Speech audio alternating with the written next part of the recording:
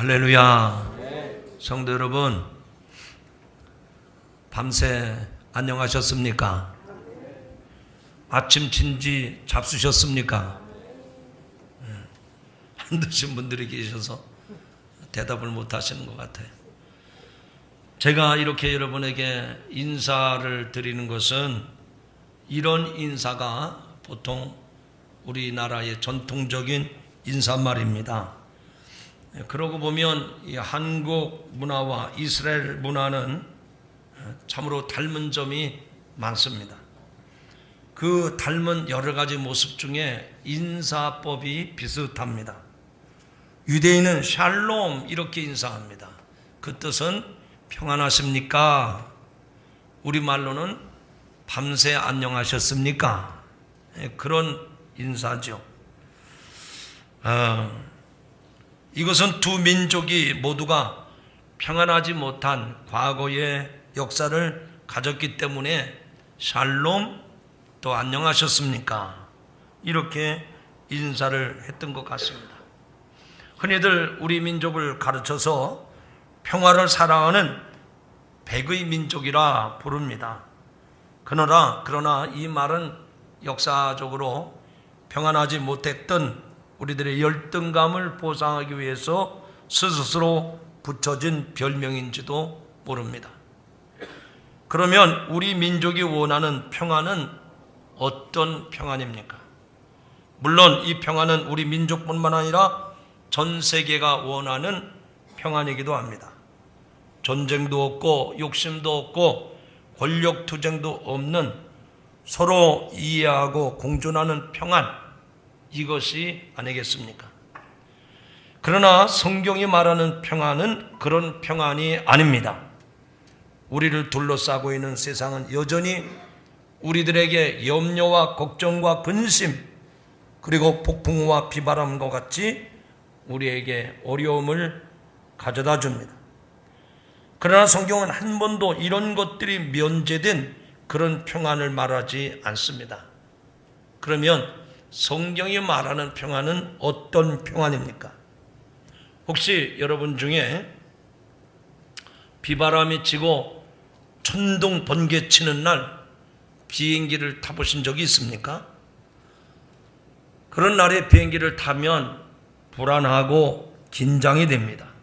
그러나 내가 탄 비행기가 구름을 뚫고 높이 올라갔을 때 맑은 하늘이 드러나고 찬란한 햇빛 속에 감싸일 때 그때 오는 안심과 평안함이 바로 성경에서 말하는 평안함입니다. 즉 먹구름이 사라지기를 바라는 평안이 세상이 주는 평안이라면 그 먹구름을 뚫고 올라가서 그 세상의 무거운 기운을 다 초월하는 그런 평안, 이것이 성경이 말하는 평안이라 하는 얘기입니다. 어느 초등학교에서 평안이라고 하는 주제를 가지고 사상대회 그림 그리기 대회를 했습니다. 여러 작품들이 나왔는데 뛰어난 두 작품이 훌륭한 작품으로 선정이 되었습니다. 한 작품은 쳐다보기만 해도 금방 마음이 평안해지는 그런 그림이었습니다. 어느 시골 마을에 초가집 몇 채가 있고 마을 앞에는 시냇물이 졸졸졸 흐르고 또 마을 뒤에는 아담한 뒷동산이 있고 열려있는 쌀인문 옆에는 삽살개가 꾸벅꾸벅 졸고 있습니다. 그리고 담장 굴뚝에서는 연기가 피어오르는 그런 아주 전형적인 낭만적인 시골의 모습이었습니다. 그리고 또 다른 한 그림은 전혀 다른 평안을 나타내는 그림이었습니다. 깎아진 듯한 높은 벼랑이 그려져 있는데 더군다나 폭풍까지 몰아치는 그런 그림의 배경이었습니다. 깎아지는 듯한 벼랑의 한 틈바구니 속에서 엄마 품에 새록새록 잠자고 있는 참새 새끼들의 모습이 보입니다.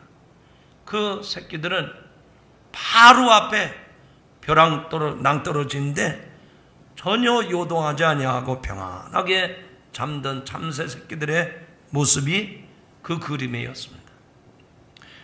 요한복음 16장 33절에서 예수님이 말씀하셨습니다. 이것을 너에게 이르는 것은 너희로 내 안에서 평안을 누리게 하려 함이라. 세상에서 너희가 환난을 당하나 담대하라. 내가 세상을 이겼노라. 본문 말씀 이 빌립보서 4장은 이렇게 시작이 됩니다. 그러므로 라고 하는 접속사로 시작이 됩니다. 그러므로 라고 하는 이 말은 바로 사도 바울이 빌립보서 바로 앞장인 3장에서 빌립보 성도들에게 그리스도 안에서 하나님의 부르신 부름의 상을 위하여 달려갈 것을 당부했습니다. 그리고 그것을 위해서 예수 그리스도에 대한 온전한 믿음이 필요하다고 하는 것을 강조했습니다. 왜냐하면 그리스도는 만물을 그 발 아래 무릎 꿇게 하는 능력을 가지신 이시기 때문에 그분을 향해서 달려갈 것을 당부한 것입니다. 이런 맥락 속에서 바울은 반복해서 온 교회와 성도들이 주님 안에서 기뻐할 것을 명령합니다. 이렇게 바울이 확신에 찬 선언을 한 것은 다름 아닌 주께서 가까우시니라, 바로 그것 때문입니다. 빌립보 성도들이 지금 처한 상황은 마지막 신앙을 지켜내기 어려운 시대에 주님이 가까이 오시기 때문에 기뻐하고 감사하고 당부를 한 것입니다. 그가 오심을 간절히 고대하고 바라는 것이 그들에게 기쁨이 될 수 있고, 또 세상을 향해서 담대해질 수 있는 강력한 힘, 즉 에너지, 동력이 되기 때문입니다. 오늘도 우리가 살아가는 이 세상은 말로 다 할 수 없는 여러 가지 어려운 형편과 또 열악한 환경 가운데에서 사도 바울이 오늘의 말씀을 통해서 기뻐하라. 왜? 주님이 곧 오시기 때문에 우리로 하여금 기뻐하라고 당부하는 줄로 믿으시기를 바랍니다. 어느 동네 과일 가게 입구에 붙어있는 문구가 눈에 확 띕니다. 그것은 사람을 구하는 직원 구함이 아니라 손님 구함이라는 그런 표찰이 붙어 있었습니다. 손님을 기다리는 가게 주인의 애절한 모습이 손님 구함이라고 하는 그 표찰 가운데 느껴질 수 있었습니다. 저는 지난주 화요일에 저희 부부가 안양역 앞에 가서 구세군 자선 낭비로 2시간 동안 봉사를 했습니다. 전에는 자선 낭비 소리를, 그 종소리를 듣고 그냥 지나칠 때가 참 많았는데, 이번에 2시간 동안 서서 자선 낭비를 하고 보니까 그냥 지나치면 안 되겠다 하는 그런 생각이 들었습니다. 직접 마이크를 들고 메시지를 전하면서 종을 쳐보니까 정말로 사람이 기다려지는 거예요. 여러분도 이번 겨울에 구세군 자선 낭비를 보거든 절대로 그냥 지나치지 마시고, 단돈 100원이라도 좋습니다. 구겨진 1,000원짜리라도 좋습니다. 지폐라도 좋아요. 그날 2시간 동안 자선 낭비를 하는데 조그만 초등학생 둘이 와가지고 미안한 마음으로 여기다가 동전 넣어도 돼요? 그러는 거예요. 되고 말고요. 고맙습니다. 감사합니다. 복 많이 받으세요. 그러니까 그 미안한 마음이 사라졌는지 얼굴에 웃음을 띠면서 종종걸음으로 돌아가더라고요. 제가 이렇게 광고했는데 여러분 올겨울에 반드시 구세군 자선 낭비하는 종소리를 듣거든 달려가서 꼭 동전도 좋고 지폐도 좋고 헌금하시기를 바랍니다. 아니, 목사님이 하라고 시켰는데 주머니에 손을 넣어보니까 동전이 없어요. 돈이 없어요. 그러면 다가가서 참 수고 많으십니다, 그렇게라도 인사하고 가시길 바랍니다. 저는 여러분 확인할 길이 없지만 하나님이 불꽃 같은 눈으로 여러분을 지켜보실 줄로 믿습니다. 여러분, 사람을 기다리는 일은 인내심이 필요하고요, 끈기가 필요하더라고요. 그러나 마침내 그리스도인 주가 오신다는 소식은 우리뿐만 아니라 이 땅의 모든 백성들에게 설레고 기쁜 일이 될 줄로 믿습니다. 오늘 우리 교회와 성도들은 예수 그리스도의 오심을 되새기면서 다시 오실 주님을 간절히 기다리고 있습니다. 과연 그리스도의 오심이 오늘 여러분들에게 구원의 소식이 되는 이유는 무엇일까요? 첫째로 따라합시다. 그리스도는 우리에게 기쁨으로 다가오십니다. 그렇게 믿어주시면 크게 아멘합시다.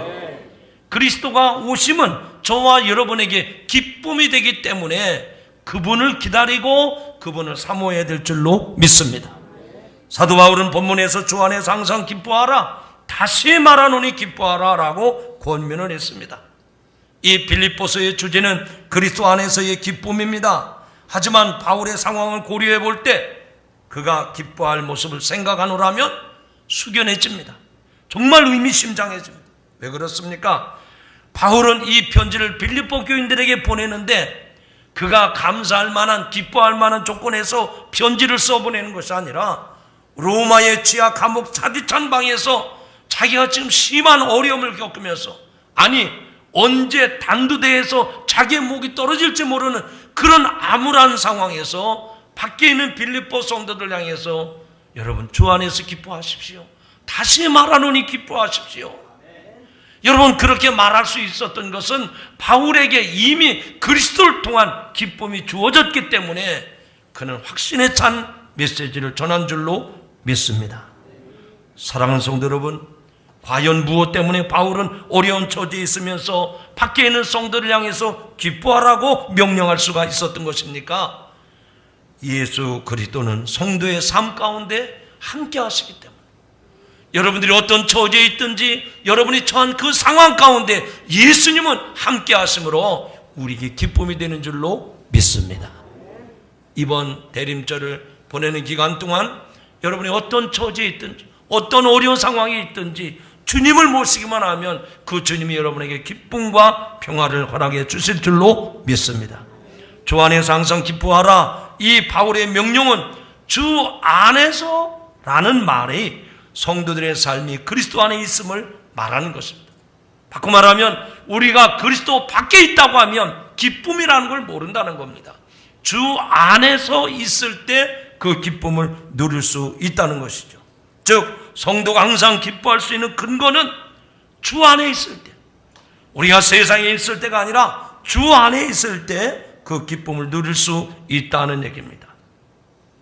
바울이 체험하고 말하는 이 기쁨은 세상의 그 어떤 만족이나 욕망의 충족으로부터 오는 잠시 누리는 쾌락적인, 잠깐 스쳐져가는 그런 기쁨이 아닙니다. 예수 그리스도로 말미암아 영원한 생명을 얻는 구원의 기쁨이 되는 줄로 믿습니다. 그러기에 사도 바울은 내가 사는 것이, 내게 사는 것이 그리스도니 죽는 것도 유익함이라 라고 1장에서도 고백을 했습니다. 비록 그의 몸은 감옥에 갇혀 있으나 진정 갇힌 몸은 아니었습니다. 그는 그리스도 안에서 진정한 자유를 누릴 수 있었기에 그 어떤 것도 그를 결박할 수 없었던 것입니다.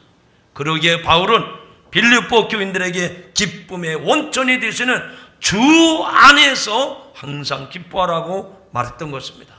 사랑하는 성도 여러분, 여러분들도 세상에서 기쁨을 구하지 말고 주 안에서, 예수 그리스도 안에서 기쁨을 발견하는 성도들이 되기를 주의 이름으로 축원합니다.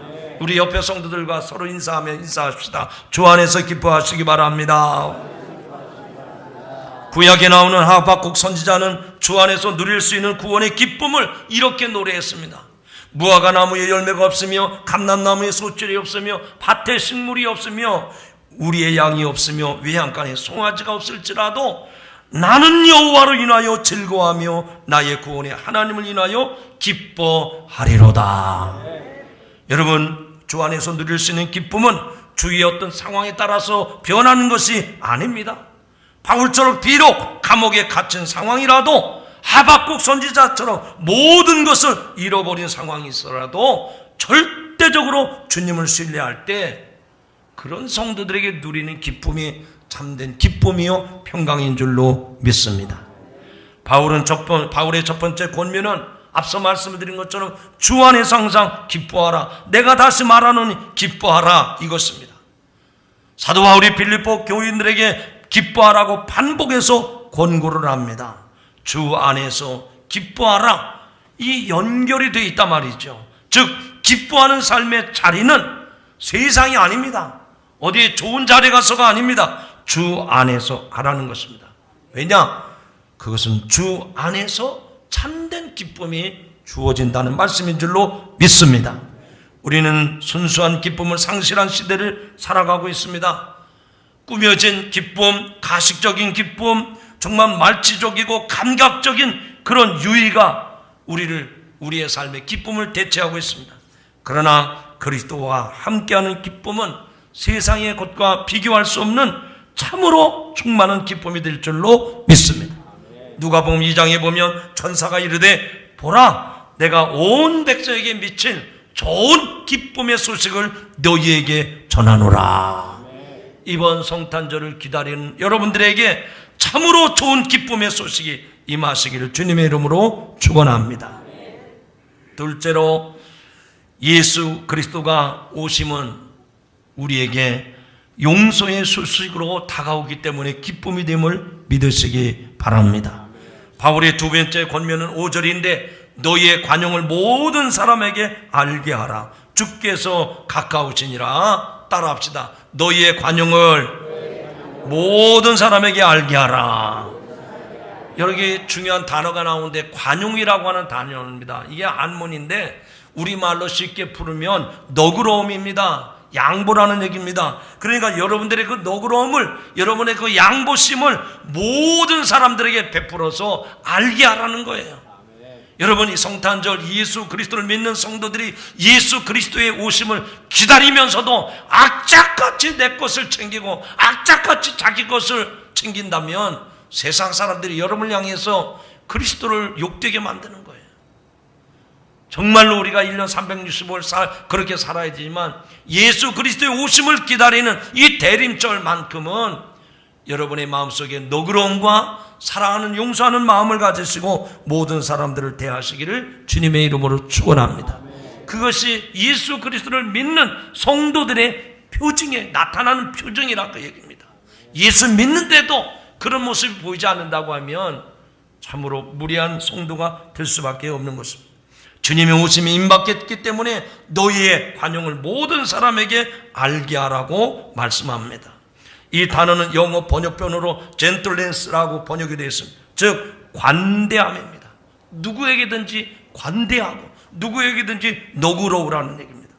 여기서 모든 사람은 누구를 포함하고 있는 말일까요? 내가 친하게 지내는 친구들, 가족들, 그런 사람은 말할 것도 없고 사실은 엄밀하게 말하면 내가 보기 싫은 사람들, 나를 짜증나게 하는 사람들, 심지어는 원수들까지도 너그러움으로 관대함으로 관용을 베풀라는 말입니다. 아마 이 말씀을 들으시고 목사님 어떻게 원수까지도 사랑할 수 있습니까? 저는 도저히 할 수 없습니다. 그래서 일찌감치 포기하는 분들도 있을지 모르겠습니다. 사실 여기 서 있는 저도 이 말씀 앞에서 힘들다고 하는 것을 인정합니다. 그렇다고 해서 하나님은 우리의 형편과 사정에 의해서 당신의 그 성품 자체를 바꾸시지 않습니다. 이 관용과 용서가 하나님의 성품이기 때문에 우리도 힘들지만 그렇게 해야 하는 것이 마땅하다고 하는 것을 가르치는 말씀입니다. 물론 우리의 힘으로는 힘들지만 그러나 십자가에서 원수를 죽이기까지 용서하시면서 완전한 관용을 베풀어 주신 주님이시기에, 아니 십자가에서 나의 허물과 죄를 다 용서해 주신 주님이심을 믿는다면 우리들도 다른 사람들에게 너그럽게 관대하게 대하는 것이 용서받은 사람의 마땅한 모습인 줄로 믿습니다. 남에게 관용을 베풀거나 남에게 너그럽게 남을 용서하면 누가 좋을까요? 그 사람도 좋지만 사실은 그 사람보다도 내가 더 좋아지는 겁니다. 7절의 말씀대로 하나님의 평강이 우리의 마음을 지키게 되는 축복이 나에게 임한다는 사실을 믿으시기 바랍니다. 내가 남에게 너그럽게 대하고 관대하고 용서를 하면 그 사람에게도 축복이 되지만 나에게는 말할 수 없는 하나님의 기쁨과 평강이 임하는 줄로 믿으시기를 바랍니다. 용서하면 여러분의 마음이 편안해집니다. 맞습니까? 난 이때쯤이면 아멘 그럴 줄 알았어요. 그런데 아직 아멘 소리가 적은 거 보니까 아직 경험을 못했다는 얘기인 것 같아요. 다시 물어보겠습니다. 용서하면 누구의 마음이 편해집니까?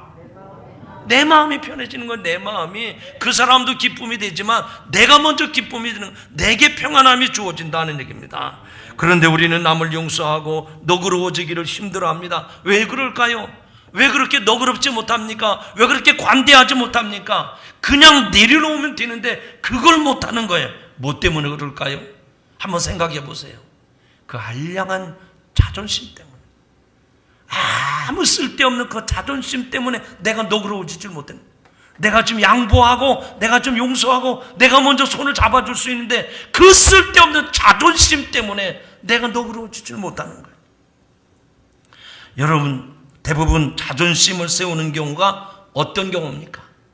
여러 경우에 자존심을 세우는 경우가 있는데 제일 흔히 우리 모든 사람들이 다 경험할 수 있는 것은 집안에서 부부싸움 하는 겁니다. 이 부부싸움은 애들도 다 지켜보고 있잖아요. 산 증인이잖아요.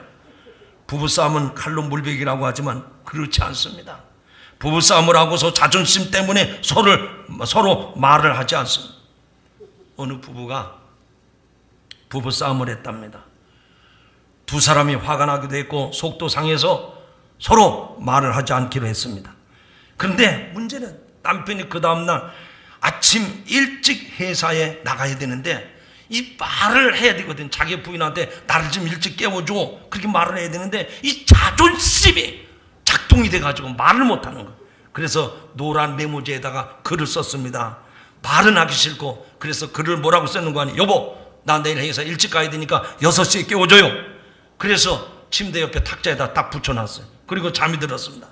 그 다음날 아침에 남편이 일찍 일어나서 보니까 6시가 아니라 8시가 된 거예요. 2시간이 오버가 된 겁니다. 남편이 화가 나서 벌떡 일어나서 그 탁자를 보니까 거기에 이렇게 메모지에 써요. 여보, 6시예요. 일어나세요. 서로 말하는 것에 자존심 상해서 이렇게 끝까지 하다 보니까 이런 웃지 못할 상황이 생긴 겁니다. 그래서 부인이 상담을 신청했는데 그 상담 내용은 이런 겁니다. 부부싸움 후 말 안 하는 남편, 정말 속이 상해요. 속상해 죽겠어요. 본인이 잘못했는데도 절대로 우리 남편은 말을 안 합니다. 지금 일주일에 말을 안 하고 있는데 저도 오기가 생깁니다. 갈 때까지 가보자는 생각도 들고, 싸움을 자주 하는 건 아닌데 한 번 싸우면 봉우리 저리 가랍니다. 소심한 성격의 저도 2, 3일 말을 안 했는데 미치겠어요.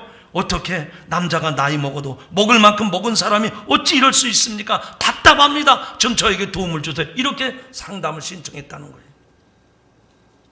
대부분 부부싸움은 심각한 싸움이 아니고 그냥 자존심 문제입니다. 그런데 이기려고 하니까 싸움이 되는 거예요. 지려고 하면 싸움이 됩니까? 절대 되지 않습니다. 이 얘기를 하면서 목사님은 어떻게 하세요? 저도 싸웁니다. 그런데 식탁 앞에 앉아서 집사람 얼굴을 쳐다보면 웃음이 나와가지고 그 시간을 못 넘겨 그냥 웃음으로 허허 웃고 지나갑니다. 앞으로 좀 더 발전을 해서 이제 정식적으로 사과하는 자리에 들어갈 때까지 제가 여러분에게 약속을 하겠습니다. 여러분, 다른 건 몰라도 예수님께서 허물 많고 죄 많은 저와 여러분을 저 십자가에 달려 죽기까지 용서하셨는데 우리가 그 조그만 자존심 때문에 남을 용서하지 못한다면 신앙생활에 문제가 되는 거예요. 남을 위해서 용서도 해야 되겠지만 내가 나를 위해서도 남에게 관용을 베푸는 우리 성도들이 되기를 주님의 이름으로 축원합니다. 세 번째로 그리스도가 오심은 따라합시다. 하늘의 평강을 주시기 위함입니다. 그리스도가 이 땅에 오시는 것이 우리에게 기쁨이 되는 것은 왜 그러냐? 하늘의 평강을 주시기 때문인 줄로 믿습니다. 사도 바울은 본문 6절에서 말씀합니다. 아무것도 염려하지 말고 다만 모든 일에 기도와 간구로 너희 구할 것을 하나님께 감사함으로 아뢰라. 할렐루야. 여러분, 젊은 엄마들이 아기들을 키우다 보면 아이의 입을 자꾸만 열어봅니다. 왜냐하면 그 어린 아이의 이 몸에서 이빨이 나오죠. 유치라고 그러죠. 그 유치가 나와야 됩니다. 그런데 이 젊은 애기 엄마가 우리 아이가 유치가 나와야 될 때가 됐는데 아무런 소식이 없다면 그 아기 엄마는 불안합니다. 8개월 된 아기가 나오지 않아서 라디오 프로그램에 상담한 젊은 엄마가 있었습니다. 그런데 상담을 하던 의사 선생님이 지금까지 태어난 이후 이 자체가 아예 나지 않는 아이는 없습니다. 다 조금 이르고 늦을 뿐이니 걱정하지 마십시오 라고 그 상담에 대답을 해줬습니다. 여러분, 그 엄마도 날 줄은 알지만 때가 되었는데 안 나오니까 염려가 된 거예요. 이 염려하는 엄마의 마음, 이를 달리 생각하면 염려는요, 다른 표현으로 하면 사랑이라는 걸 알 수가 있어요. 그 어린아이의 이에서 어린아이의 이가 나오는 것을 기다리고 염려가 되는 것은 사랑하니까 그런 염려가 되는 거예요. 사랑하지 않는다면 이빨이 나오든 이빨에 빠지든 무슨 상관을 하겠습니까? 사랑하니까 그 어린아이의 이에서 유치가 나오는 것을 기다렸다는 얘기입니다. 하나님은 저와 여러분을 사랑하시는 줄로 믿습니다. 한번 따라합시다. 사랑하면 걱정합니다. 사랑하면 염려하게 되는 겁니다. 여러분, 오늘 사도 바울이 정말 이 빌립보 교회 성도들 향해서 기도하면서 염려하고 걱정하고 있는데 그것은 그 성도들을 그만큼 사랑하기 때문인 줄로 믿으시기 바랍니다. 주님 또한 저와 여러분을 위해서 기도하고 계심을 믿으시기 바랍니다. 기도는 자신의 마음의 생각을 자신이 아닌 그리스도에게 내어 맡기는 행동입니다. 감사한다는 건 역시 자신이 누리는 것들이 자신으로 말미암지 않음을 인정하고 행동하는 것입니다. 이런 점에서 기도와 감사는 신앙의 중심 행동입니다. 즉 그리스도를 자신의 삶의 주인으로 인정하고 그분을 의지하는 신앙의 고백적인 행위입니다. 우리의 기도와 감사가 그리스도를 향할 때 우리의 불안과 조바심으로부터 해방되게 될 줄로 믿습니다.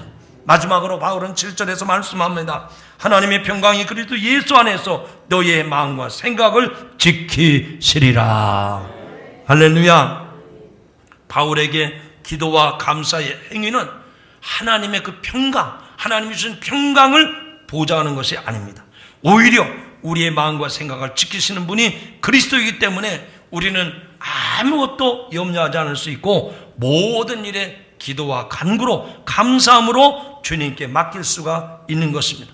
이것이 바울의 확신이었고 빌립보 교회의 신앙 고백이었던 것입니다.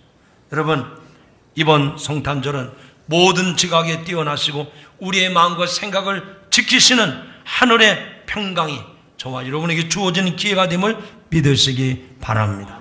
사실 우리가 우리의 마음과 생각을 지킨다고 하는 것은 그렇게 쉬운 일이 아닙니다. 그런데 예수 그리스도의 오심을 기다리는 그 기다림은 그런 인내를 요하는 고행의 기다림입니다. 그러나 마침내 주님의 오심은 우리에게 구원의 소식이 될 뿐만 아니라 그리스도께서 오실 때, 아니 오셔야지만 비로소 우리의 삶에 참된 기쁨과 용서가 있게 되고 또한 마음의 평안함이 될 줄로 믿습니다. 그러므로 그리스도를 향한 마음의 평안함으로 이 세상에서 인내하면서 주님의 오심을 간절히 고대하고 사모하는 여러분들이 되시기를 주님의 이름으로 축원합니다. 이제 말씀을 맺고자 합니다. 과연 예수 그리스도의 오심이 오늘 우리 성도들에게 구원의 소식이 되는 이유는 무엇일까? 그리스도가 오심으로 참 평화가 임하기 때문입니다. 무슨 말인고 하니 예수 그리스도는 우리에게 기쁨을 주시는 주로 오신 분이심을 믿으시기 바랍니다. 그리고 우리의 죄와 허물을 다 용서하는 용서가 되기 때문에 우리의 기쁨이 되는 줄로 믿습니다. 예수 그리스도는 참으로 하늘의 평화를 우리에게 주러 오시는 분이심을 믿으시기 바랍니다. 이번 성탄절을 기다리는 여러분들에게 이 평화가 임하기를 주님의 이름으로 축원합니다. 사랑과 평화의 주인 되신 예수 그리스도, 그분이 오심을 기다리는 성도들에게 오늘의 말씀을 듣게 하시니 감사합니다. 예수 그리스도가 이 땅에 오심은 참 평화이기 때문인 줄로 믿습니다. 그리스도가 오심으로 기쁨을 얻습니다. 그리스도가 오심으로 우리가 죄 용서함을 받습니다. 그리스도가 오심으로 하늘의 평안함이 임하는 줄로 믿습니다. 그런 마음으로 예수 그리스도의 오심을 기다리는 성도들이 되게 하여 주옵소서. 예수 그리스도의 이름으로 감사하며 기도하옵나이다. 아멘.